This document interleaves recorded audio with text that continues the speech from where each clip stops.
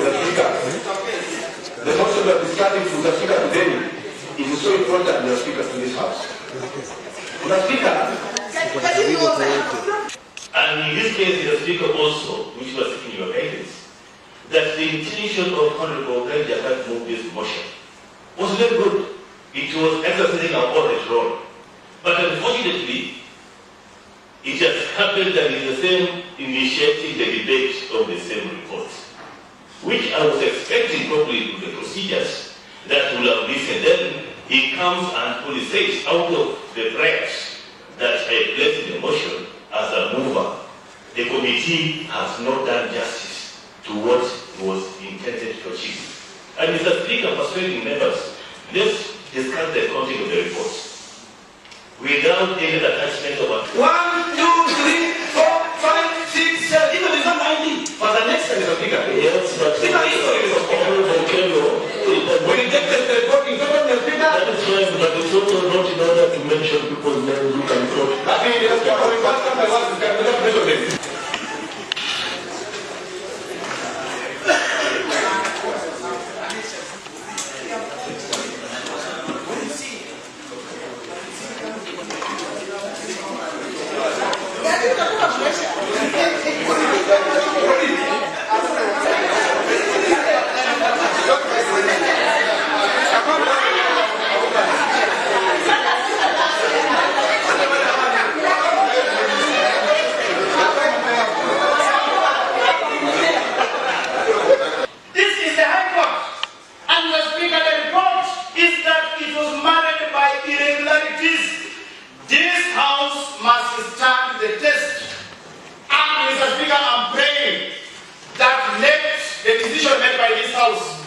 Be of Solomonic, equivalent to what Marana did, to nullify, Mr. Speaker, to nullify because the process was had irregularities, Mr. Speaker.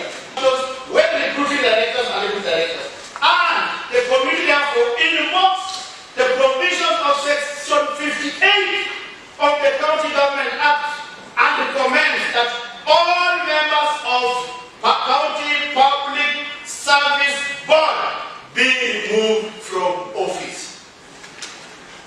Our second recommendation, Mr. Speaker, is that all the appointments that were done with respect to advertisements number CP/1/2023, CPSB/23/2023, Advert CPSB/45/2023, Advert CPSB/80/2023, and Advert CPSB/81/2023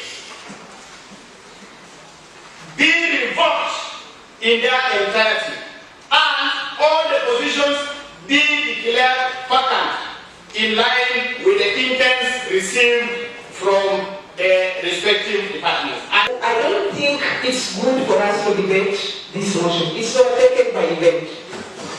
Mr. Speaker, recently I had a motion that was put on hold because there's an institution that is dealing with that matter.